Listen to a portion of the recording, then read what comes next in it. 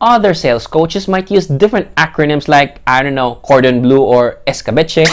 Hello Real Estate, George here, a unit manager from Philippine Homes and a PRC accredited and DHSUD registered salesperson. So today let's talk about closing techniques in real estate. Now these techniques may not be new to you, especially if you have closed a lot of sales, but for real estate practitioners that are just starting, I know that closing your first sale can be one of the most satisfying experience you can ever have. And in this video, I will help you achieve that by sharing with you the closing technique using the Worth It method. Now, if you feel that you need to take note of the things that I will be sharing, don't worry because I will be writing these Worth It techniques in the description below. Let's begin. So the first Worth It technique, it starts with letter W. W means with urgency. Now this can be in the form of, ma'am, this is the last unit facing the amenity, or sir, there will be price increase this week, and even new projects with multiple inventories available.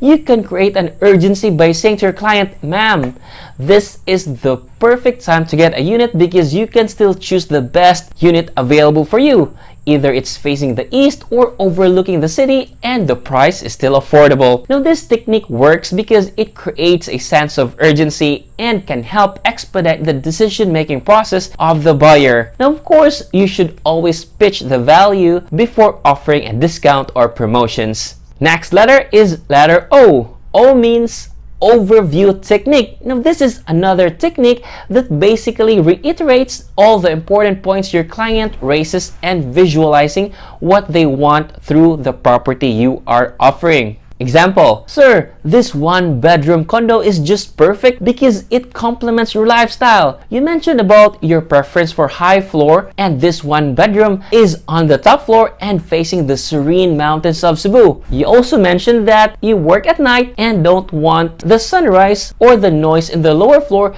to disturb your rest. The key here is by summarizing previously agreed upon points into one impressive package, you're helping prospects visualize what they're truly getting out of the deal. Now the third letter is R, which means resist being salesy. You might have heard that one of the best technique in closing a sale is not to sound like you are closing a sale. Everybody likes to buy, but nobody likes to be sold at. Now give your client time to see the layout of the showroom and give them time to think. You don't need to talk all the time. And when you talk, always take it from the perspective of your potential client. Don't forget to ask questions so your discussion will have a direction. And the next letter is letter T, which means think positive. Never underestimate the power of positive thinking. If you believe you can close the sale, your potential client can feel it. Your positive energy should be contagious. Now this technique is effective especially when you talk to your potential client personally or through a video conference. You observe your potential client's reaction and gestures with the information you provide. Do they look interested or is looking to move on? You ask follow-up questions based on their gestures. Like, sir, does this information align with what you're looking for? Or ma'am,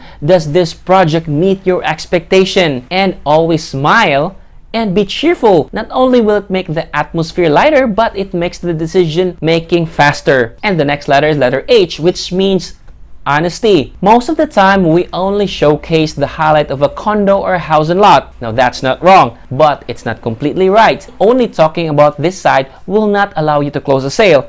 And even if you close a sale, you are putting yourself in a potential problem with your client. Why? Because it is not the whole truth. We don't talk about the downside because we lack information. We are afraid the potential client will back out, or we don't know how to relay this so that it won't sound bad. To make this technique effective, you need to address potential objection in advance. Do not wait for it to be raised. Now, this gives you the impression that you care. This gives you the impression that you did your research. But instead of emphasizing the objection, you put more time explaining on how to go about it. Or better yet, convert a disadvantage into an advantage. The next letter is letter I, which means ignore canned closing technique. Canned closing techniques is a bad idea if you are to close a sale because it can give an impersonal impression. I understand the value of a canned response, especially as we go through the qualifying process of our prospect and generating leads. It makes us more efficient using a single response across the same